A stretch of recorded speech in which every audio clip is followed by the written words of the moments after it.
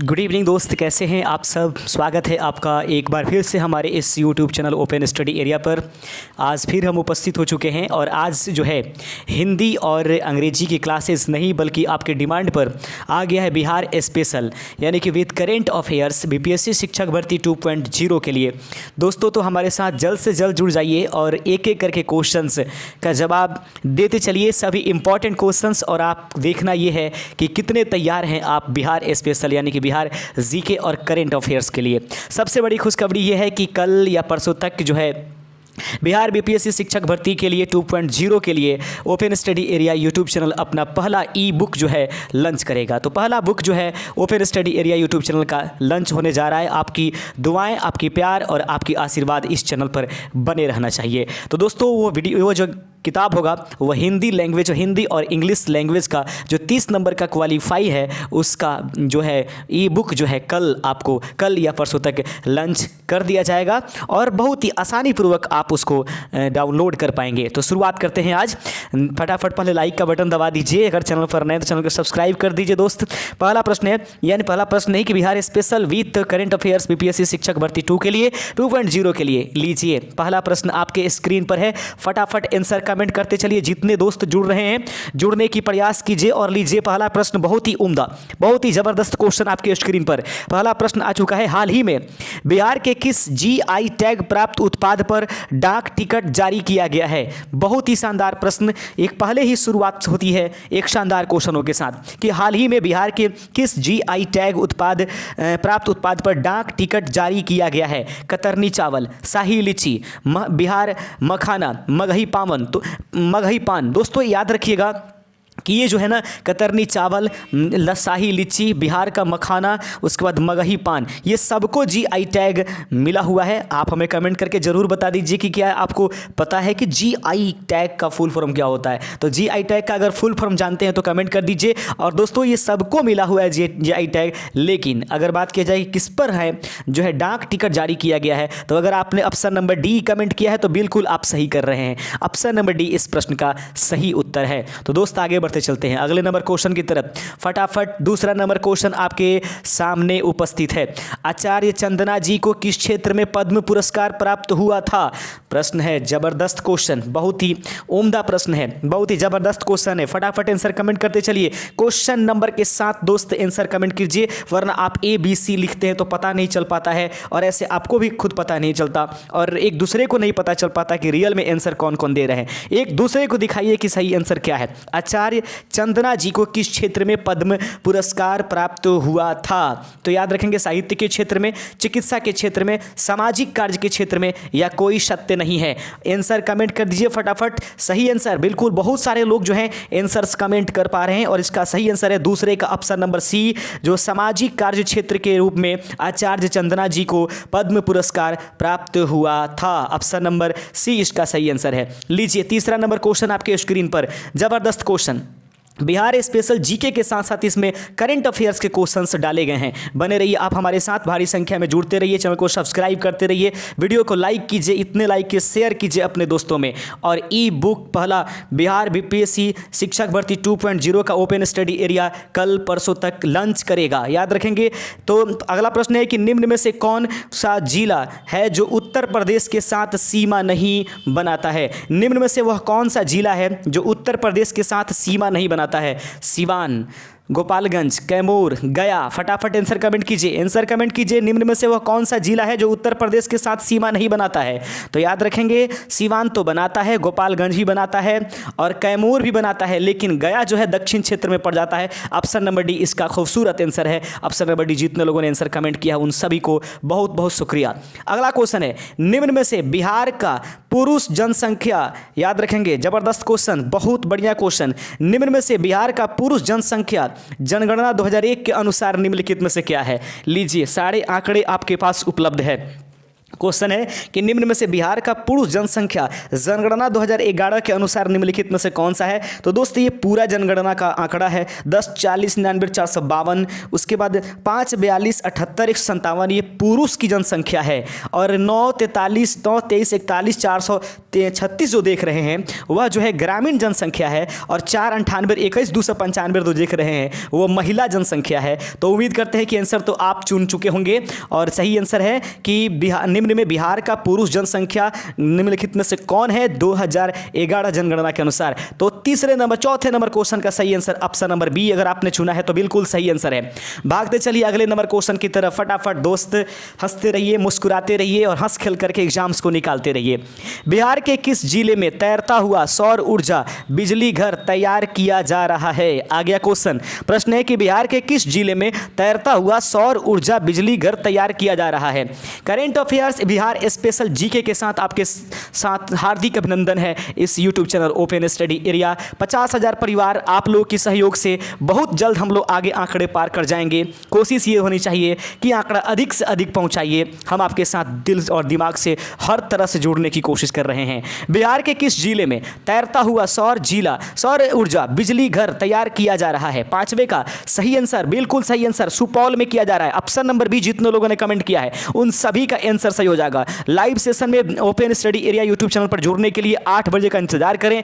दिन में 2 वीडियोज आ रही हैं, एक सामान्य विज्ञान का और एक सामान्य ज्ञान का। कल जो है दोस्तों देखना ही है, कल दोपहर में भारतीय राष्ट्रीय आंदोलन का एक बहुत मैंने पूरी वीडियो का एक पहला पार्ट, 2 पार्टों में हम जो भारतीय राष्ट्रीय आंदोलन है उसको ख़त्म करेंगे, जिसका पहला पार्ट जो है कल आपको 10 बजे दिन में उपलब्ध करा दिया जाएगा। याद रखेंगे, उसको ज़रूर देख लें क्योंकि बहुत ही इंपॉर्टेंट, सारे इंपॉर्टेंट क्वेश्चन जो एग्जाम्स में आएंगे वहीं से लेकर के आया जाएगा। ज़बरदस्त क्वेश्चन NCERT और SCERT का मिलन है, BSEB को सबको मिला करके क्वेश्चनों को समझाया गया है। डिटेल वीडियो होगा भारतीय राष्ट्रीय आंदोलन से, कल 10 बजे वह वीडियो उपलब्ध होगा। अगला क्वेश्चन है कि निम्न में से बिहार का कौन सा जिला सर्वाधिक वन प्रतिशत वाला है। प्रश्न को फटाफट आंसर कमेंट कीजिए। निम्न में से बिहार का कौन सा जिला सर्वाधिक वन प्रतिशत वाला जिला है। अगर आपका वीडियो छूट गया है तो दोस्त प्ले लिस्ट में जाइए और हम फटाफट इसको अपडेट करने की कोशिश कर रहे हैं। अभी फिलहाल हिंदी के और इंग्लिश के क्वेश्चन वहां पर मिल जाएंगे।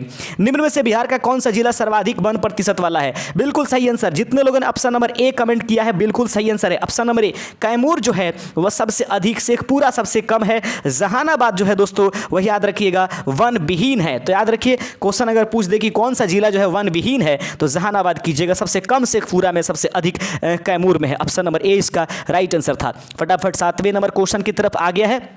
लीजिए 7वां नंबर क्वेश्चन, साक्षरता दर के बढ़ती हुई संख्या के अनुसार 3 जिलों का कौन सा समूह क्रम सही है। अगर साक्षरता दर को बढ़ती हुई संख्या के अनुसार सजाएं, यानी कि सबसे कम, उसके बाद आगे, फिर उसके आगे, तो 3 जिले आपके पास उपलब्ध कराए हैं 3-3 सीरीज के रूप में। तो साक्षरता दर के बढ़ती हुई संख्या के अनुसार 3 जिलों का नाम, 3 जिला कौन सा समूह क्रम में सजाया गया है। तो साक्षरता दर के बढ़ती हुई संख्या के अनुसार 3 जिले निम्नलिखित में से जो आपको दिखाई दे रहे हैं, क्या पूर्णिया, सीतामढ़ी, उसके बाद कटिहार, भोजपुर, पटना, रोहतास, पटना, पहले सबसे कम वाला, यानी कि शुरुआत के 3 जिले यानी कि शुरू से कम से ऊपर की तरफ। तो सबसे पहले जो मुझे लगता है तो साक्षरता दर के बढ़ती संख्या के अनुसार, अगर 7वें का ऑप्शन नंबर आपने बी कमेंट किया है तो बिल्कुल सही आंसर है। सबसे पहले यानी कि भोजपुर आता है बढ़ती हुई जनसंख्या के अनुसार 3रे नंबर पर, उससे आगे पटना, और सबसे अधिक साक्षरता दर रोहतास की है 73.37% है। और भोजपुर की बात किया जाए तो 70.47% है। वहीं पर अगर बात पटना की किया जाए तो 70.68% है। तो उम्मीद करते हैं कि आप इसका आंसर देने में सफलता हासिल किए होंगे। अगर कोई समस्या आया होगा तो इसको करेक्शन भी कर लिए होंगे। 2011 के जनगणना के अनुसार सर्वाधिक लिंग अनुपात वाला जिला निम्नलिखित में से कौन सा है। तो कहता है 2011 की जनगणना उठा करके देखा जाए, अभी तक तो 2011 का ही अंतिम जनगणना बिहार में भारत में हुआ है। उसके बाद जातीय जनगणना हुई है, उससे भी क्वेश्चन इसमें आगे वीडियो में मिलेगा। 2011 के जनगणना के अनुसार सर्वाधिक शिशु लिंगानुपात वाला जिला निम्नलिखित में से कौन सा है। तो 2011 की जनगणना के अनुसार अगर देखा जाए तो सबसे अधिक लिंगानुपात वाला जिला कौन सा है। तो सबसे अधिक लिंगानुपात, सबसे कम जो है वह लिंगानुपात के मामले में तो मुझे लगता है कि वैशाली हो जाएगा, लेकिन सबसे अधिक लिंगानुपात कहाँ है? गोपालगंज। ऑप्शन नंबर बी इसका सही आंसर हो जाएगा। 7वें यानी 8वें का कौन सा सबसे क्या का शिशु लिंगानुपात, सॉरी इसमें कहा जा रहा है शिशु लिंगानुपात कहा जा रहा है, तो शिशु लिंगानुपात के अनुपात में किशनगंज हो जाएगा दोस्त, याद रखिएगा।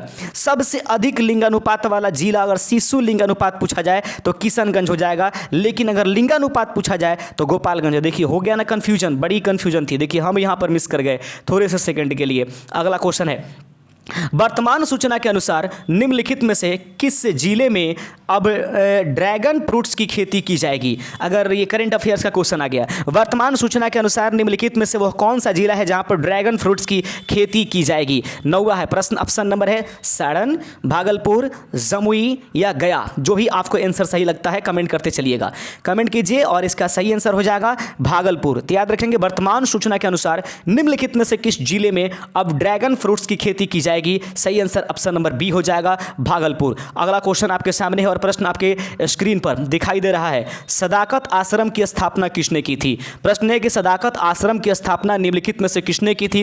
राजेंद्र प्रसाद ने, मजहरुल हक ने, ब्रजकिशोर प्रसाद ने, फखरुद्दीन ने। तो 10वें का सही आंसर कमेंट कीजिए फटाफट।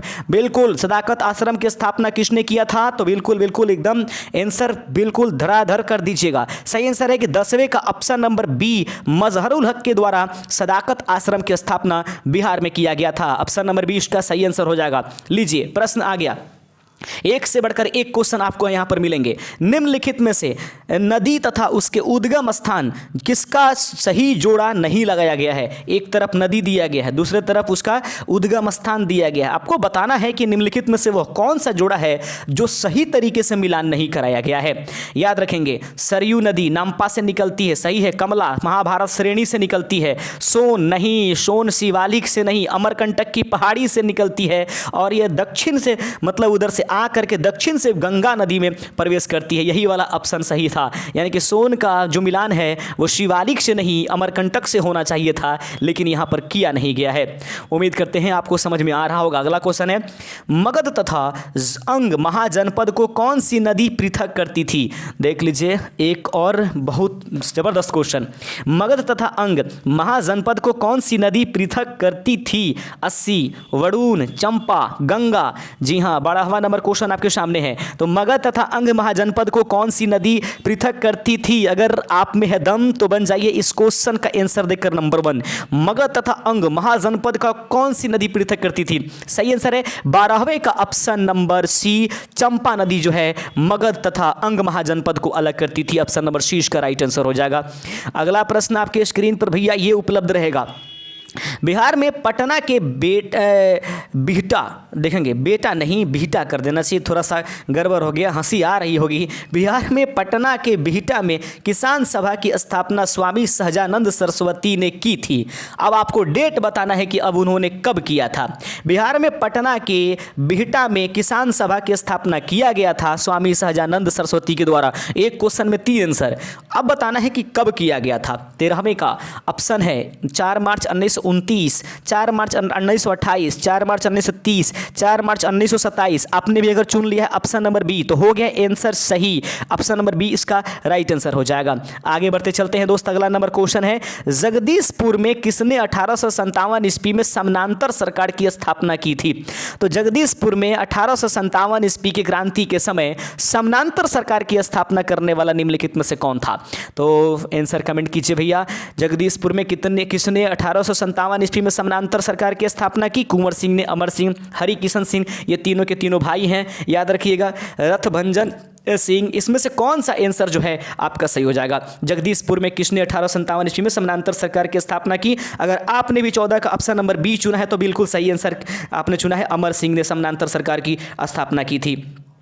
मौर्य प्रांत उत्तरापथ की राजधानी कहाँ थी? लीजिए क्वेश्चन है, मौर्य प्रांत उत्तरापथ की राजधानी निम्नलिखित में से कहाँ थी? तो मौर्य प्रांत के उत्तरापथ की राजधानी निम्नलिखित में से कहाँ थी? पाटलिपुत्र, तोशली, उज्जैनी या तक्षशिला? बिल्कुल सही आंसर आप लोगों ने कमेंट किया। अगर ऑप्शन नंबर डी कमेंट कर रहे हैं तो सही आंसर है कि मौर्य प्रांत उत्तरापथ की राजधानी जो है दोस्तों वो तक्षशिला था, उपस्थित था। याद रखें तक्षशिला अपने आप में एक बहुत बड़ा था। अभी तक्षशिला अपने यहाँ नहीं है, अब तक्षशिला दूसरे जगह पर पर है, आप लोग कमेंट करके बता देंगे तक्षशिला अभी वर्तमान में किस देश में है। अगला क्वेश्चन है, दुनिया के सबसे बड़ा रामायण मंदिर बिहार के किस जिला में बनाया जा रहा है? 2024 तक यह पूरा हो जाएगा।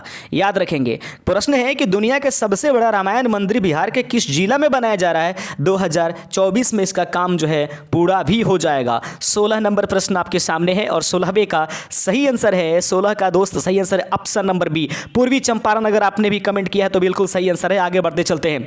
अगला क्वेश्चन है, माफिया गिरोहों को समाप्त करने के लिए हाल ही में बिहार में कौन सा ऑपरेशन चलाया जा रहा है? माफिया गिरोहों को समाप्त करने के लिए हाल ही में बिहार में कौन सा ऑपरेशन चलाया जा रहा है? Operation Cobra, operation task force, operation Ujala, operation Siddharth.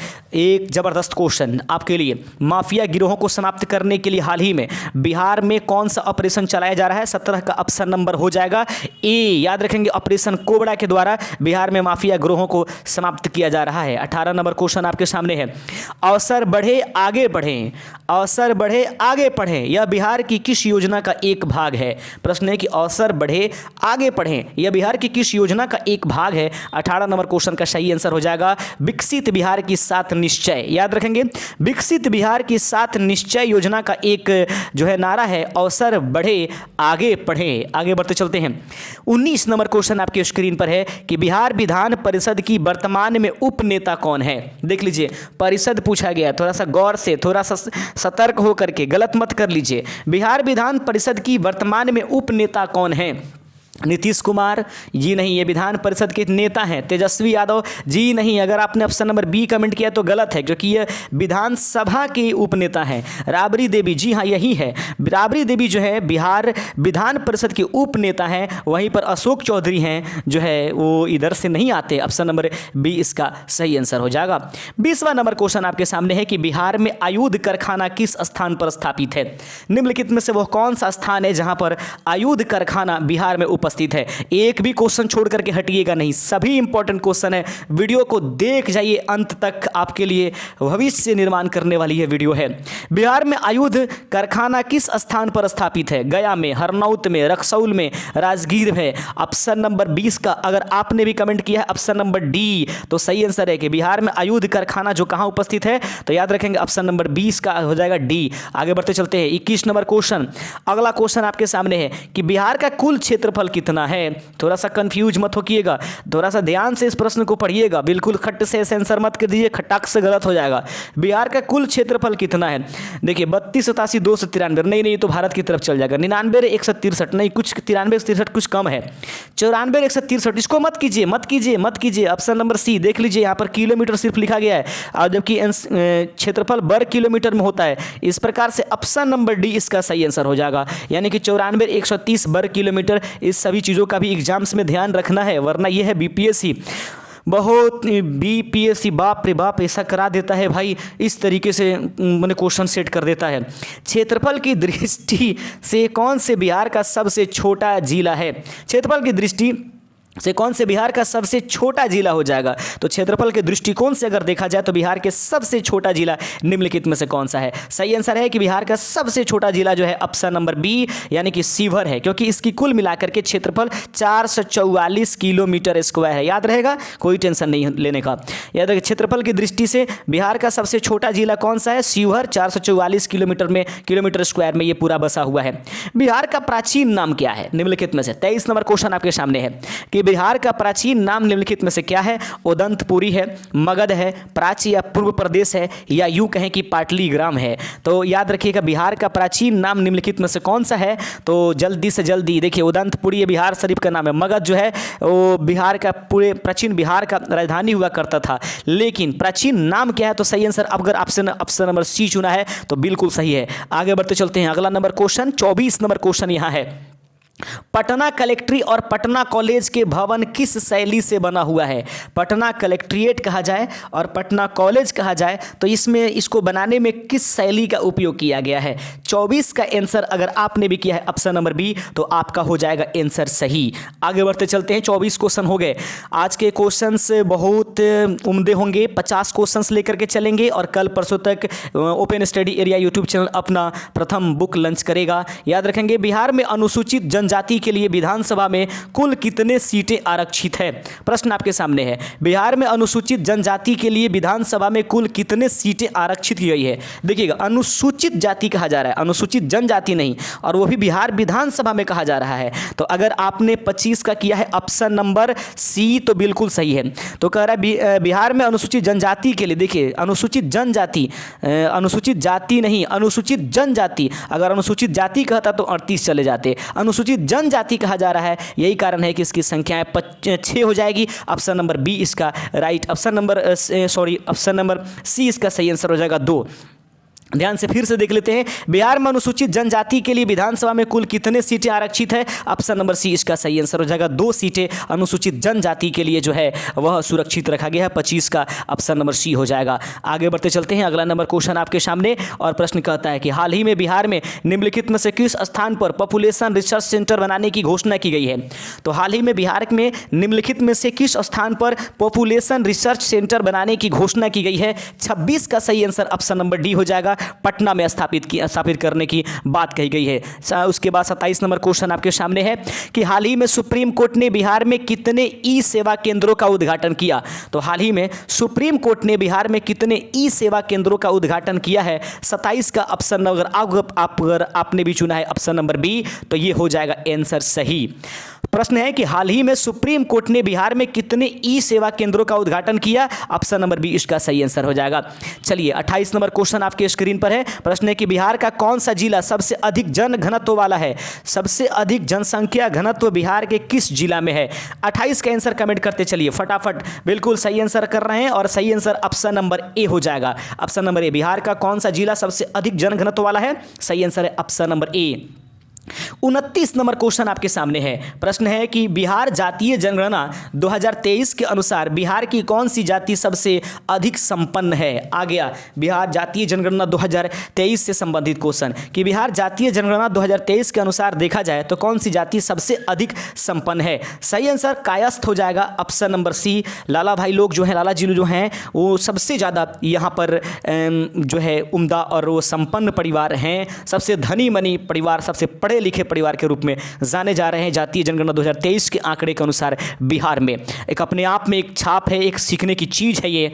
जनगणना 2011 के अनुसार सबसे कम महिला साक्षरता सहरसा जिला का है, जिसका प्रतिशत मान कितना है? इसमें 2 क्वेश्चन क्लियर हो जाते हैं कि पहला तो क्वेश्चन ये क्लियर हो जाता है कि बिहार का वह कौन सा जिला है जहां पर सबसे कम महिला साक्षरता है, तो वो सहरसा हो जाएगा। इसका प्रतिशत मान कितना है? देखिएगा 52.08 तो नहीं होगा, 56 गौर फरमाते हैं 56 कितने 06 भी नहीं होगा, ये 73.37 तो ये रोहतास का साक्षरता प्रतिशत है। तो सही आंसर ऑप्शन नंबर डी हो जाएगा। सबसे कम है तो सबसे कम ही आंकड़ा वाला आंसर होना चाहिए।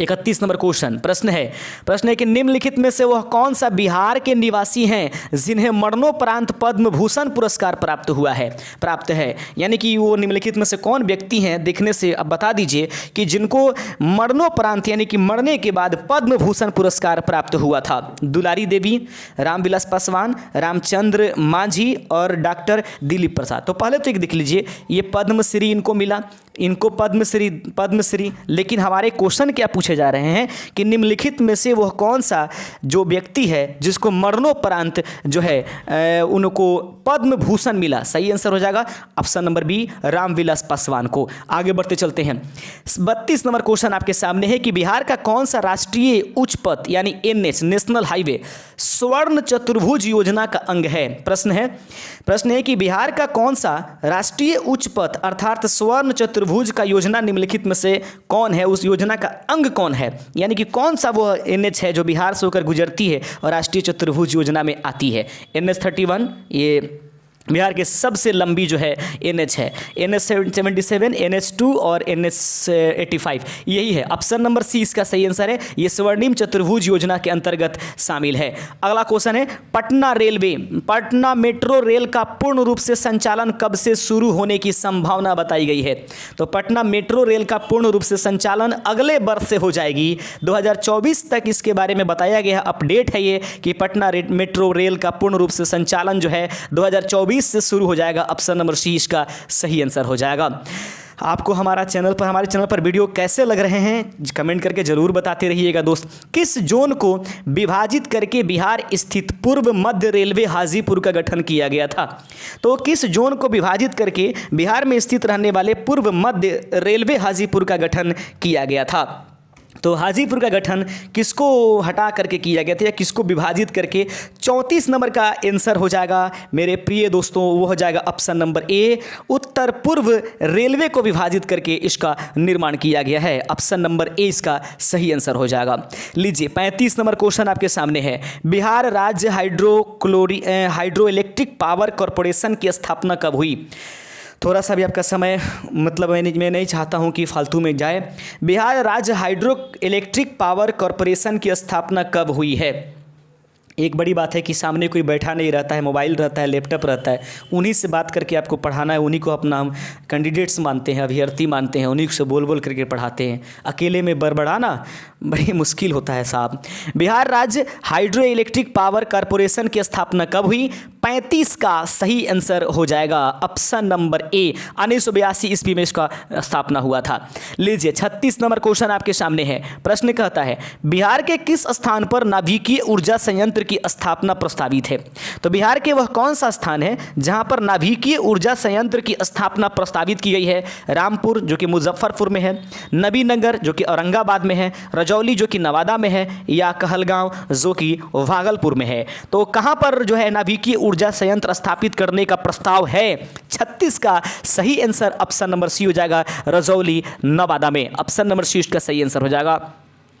अगला क्वेश्चन है प्यारे मित्रों, और प्रश्न है कि बौद्ध साहित्य में किस नगर का उल्लेख नहीं किया गया है? निम्नलिखित में से वह कौन सा नगर है जिसका उल्लेख बौद्ध साहित्य में नहीं किया गया है? वाराणसी, मथुरा, तक्षशिला, इन तीनों का वर्णन मिलता है, लेकिन अगर किसी का वर्णन नहीं मिलता है तो सही आंसर है लखनऊ।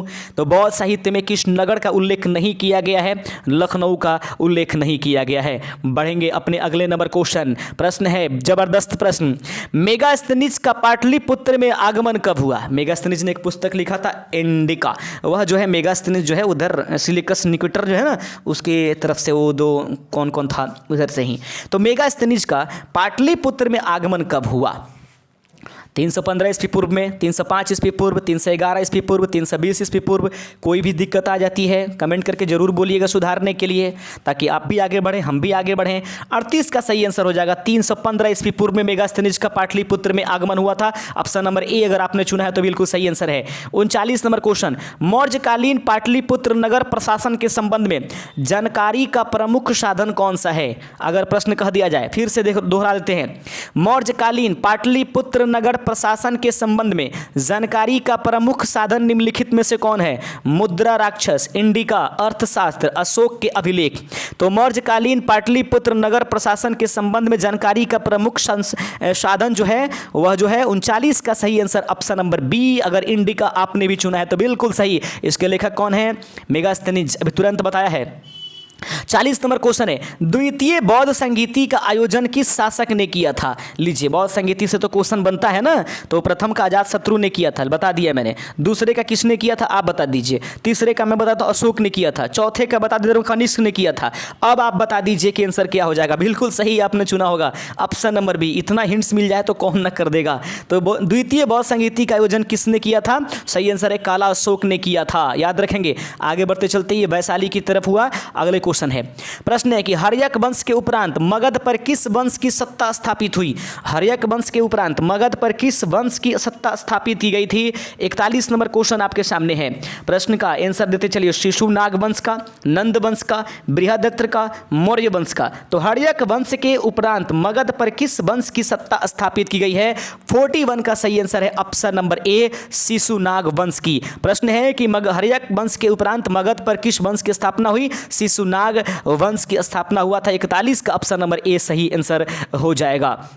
लीजिए अगला क्वेश्चन है, चीनी यात्री इत सिंह नहीं बिहार का भ्रमण कब किया? प्रश्न है कि चीनी यात्री जो था इत सिंह था, उसने बिहार का भ्रमण कब किया था? 405 ईस्वी पूर्व में, 635 ईस्वी पूर्व में, 673 ईस्वी पूर्व में या 573 ईस्वी पूर्व में। तो चीनी यात्री, जो चीन के यात्री था वह ईसिंग था, वह बिहार का भ्रमण निम्नलिखित में से कब किया था? अगर आपने भी ऑप्शन नंबर सी चुना है तो बिल्कुल सही आंसर है, 673 ईस्वी पूर्व इसका राइट आंसर हो जाएगा। ऑप्शन नंबर सी इसका सही आंसर है। बढ़ते चलिए, बढ़ाते चलिए, इसको कमेंट करते चलिए, लगातार लाइक करते चलिए। लाइक का बटन जो भी दोस्त नहीं दबाए हैं प्लीज़, आप लोग के लिए इतना मेहनत करते हैं सर, इतना तो कर दीजिए, कम से कम लाइक का बटन दबा दीजिए, सब्सक्राइब कर दीजिए। मैं बहुत लोगों को देखता हूँ वीडियोस देखकर चले जाते हैं लेकिन लाइक नहीं करते हैं। बताइए, आप शिक्षक बनने वाले हैं, ऐसा धोखा तो मत दीजिए मुझे, वरना भरोसा उठ जाएगा। याद रखिएगा, एक शिक्षक ही है जिस पर आंख बंद करके भरोसा किया जा सकता है। सारण कब अपराधी जिला घोषित हुआ था? सारण कब अपराधी जिला घोषित हुआ था? 1930 ईस्वी में, 1942 ईस्वी में, 1920 ईस्वी में, 1908 ईस्वी में। तो सारण कब अपराधी जिला घोषित हुआ? 43 का सही आंसर हो जाएगा। प्रिय दोस्तों, ऑप्शन नंबर बी अगर आपने भी सिलेक्ट किया है तो बिल्कुल सही आंसर है कि सारण को 1942 भारत छोड़ो आंदोलन के समय अपराधी जिला घोषित कर दिया गया था। अगला क्वेश्चन है, बिहार में व्यक्तिगत सत्याग्रह के प्रथम सत्याग्रही निम्नलिखित में से कौन थे? तो बिहार में व्यक्तिगत सत्याग्रह के प्रथम सत्याग्रही निम्नलिखित में से कौन है? राजेंद्र प्रसाद, अनुग्रह नारायण सिंह, अब्दुल बारी या फिर डॉक्टर श्री कृष्ण सिंह? सही आंसर कमेंट कीजिए फटाफट। बिल्कुल, लाइव क्लास में आप सभी का हार्दिक अभिनंदन। बिहार में व्यक्तिगत सत्याग्रह के प्रथम सत्याग्रही निम्नलिखित में से कौन थे? डॉक्टर श्री कृष्ण सिंह। मुझे लगता है कि यही आंसर हो जाएगा और बिल्कुल होना भी चाहिए। बिल्कुल सही आंसर है कि बिहार में व्यक्तिगत सत्याग्रह के प्रथम सत्याग्रही डॉक्टर श्री कृष्ण सिंह थे। 45 नंबर क्वेश्चन आपके स्क्रीन पर उपलब्ध हो गया। बिहार प्रांतीय कांग्रेस कमेटी ने किसकी अध्यक्षता में एक जांच समिति की स्थापना किया था? एक जांच समिति। प्रश्न है, बिहार प्रांतीय कांग्रेस कमेटी ने किसकी अध्यक्षता में एक जांच समिति की जो है किसान जांच समिति, यहाँ पर किस नहीं, यहाँ पर थोड़ा सा किसान हो जाना चाहिए, तो आकार कर दीजिए और एक ठो न कर दीजिए। मान लिया कि यहाँ पर है, मान करके तो हम लोग X से Y से Z गाय भैंस या फिर किसी का भी आंकड़ा निकाल देते हैं साहब। मैथमेटिक्स वाले तो हमारे पास जुड़े होंगे तो कमेंट कर दीजिए कितने लोग मैथ्स वाले हैं। बिहार के प्रांतीय कांग्रेस कमेटी ने किसकी अध्यक्षता में एक किसान जाँच समिति का गठन किया था? सही आंसर क्या यही होगा? नहीं नहीं नहीं नहीं, देख लीजिए कन्फ्यूजन हो गई। स्वामी सजानंद जो है ज़्यादा जुड़े रहते, ये नहीं है। 45 का ऑप्शन नंबर डी होना चाहिए, बिल्कुल सही। ऑप्शन नंबर डी इसका सही आंसर है। तो बिहार प्रांतीय कांग्रेस कमेटी की अध्यक्षता में किसने एक जांच समिति की स्थापना की थी? सही आंसर हो जाएगा डॉक्टर राजेंद्र प्रसाद।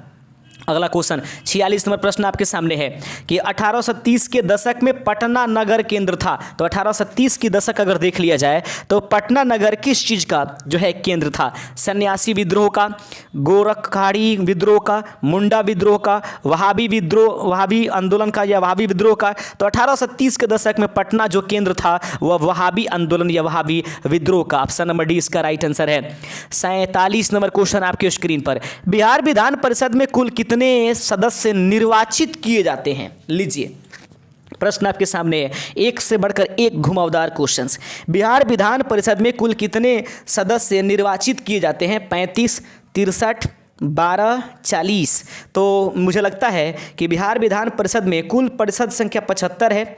12 को मनोनीत करते हैं राज्यपाल महोदय, उसके बाद 63 जो हैं ये निर्वाचित किए जाते हैं। तो इसका सही आंसर ऑप्शन नंबर बी हो जाएगा। ये 4 से क्या संबंध है? वर्तमान में महिला जो है विधान परिषद में 4 गो है। ये आंकड़े हैं उपस्थित आपके सामने। अगला प्रश्न है, प्रश्न आपके सामने है, ये लीजिएगा प्रश्न। पूर्वी चंपारण जिला किस प्रमंडल के अंतर्गत आता है? लीजिए प्रश्न कीजिए आप। पूर्वी चंपारण जिला किस प्रमंडल के अंतर्गत आएगा? दरभंगा, तिरहुत, सारण या मगध? 48 का सही आंसर हो जाएगा ऑप्शन नंबर बी। याद रखेंगे, पूर्वी चंपारण जिला किस प्रमंडल के अंतर्गत आता है? तो तिरहुत प्रमंडल के अंतर्गत आता है। ऑप्शन नंबर बी अगर आपने भी कमेंट किया तो बिल्कुल सही है। आगे बढ़ते चलते 39 नंबर क्वेश्चन, आप लोग इसी तरह बने रहिए, अपना प्यार बनाए रखिए। अगला क्वेश्चन है, निम्नलिखित में से कौन कभी भी बिहार का राज्यपाल नहीं रहा? प्रश्न आपके सामने है कि निम्नलिखित में से कौन कभी भी बिहार का राज्यपाल नहीं रहा? बूटा सिंह, फागू चौहान, सुंदर सिंह भंडारी, कोई सत्य नहीं। तो ऑप्शन नंबर इस बार हो जाएगा डी इसका सही आंसर, कोई सत्य नहीं है, क्योंकि ये तीनों के तीनों जो हैं कभी ना कभी बिहार के राज्यपाल रहे हुए हैं। 50वां नंबर क्वेश्चन आपके स्क्रीन पर, चलते चलाते अंतिम नंबर क्वेश्चन की तरफ हम लोग बढ़ चुके हैं दोस्त। प्रश्न आपके सामने है, प्रश्न कहता है कि भीम बांध वन्य जीव अभयारण्य बिहार के किस जिला में स्थित है। प्रश्न है कि भीम बांध वन्य जीव अभयारण्य बिहार के किस जिला में उपस्थित है। तो ऑप्शंस है मुंगेर में है, यह गया में है, बेगूसराय में है या भागलपुर में है। कमेंट करना है फटाफट। भीम बांध वन्य जीव अभयारण्य बिहार के किस जिला में उपस्थित है। 50वें का सही आंसर हो जाएगा ऑप्शन नंबर ए। तो भीम बांध वन्य जीव अभयारण्य जो है बिहार के किस जिला में है, ऑप्शन नंबर ए इसका राइट आंसर हो जाएगा। उम्मीद करते हैं मेरे प्यारे दोस्तों कि आप लोग को बहुत फायदे इस वीडियो से मिलेंगे। कम से कम इतना तो ज़रूर है कि पूरा बिहार आपको घुमाने की कोशिश की है हर क्षेत्र से। तो मिलेंगे कल, और कल 10 बजे दिन में आप लोगों को मिलेंगे सामान्य ज्ञान के सुपर पावर भारतीय राष्ट्रीय आंदोलन का संपूर्ण डिटेलिंग वीडियो, एक एक करके कंटेंट को पढ़ाया गया है। ठीक है, जय हिंद।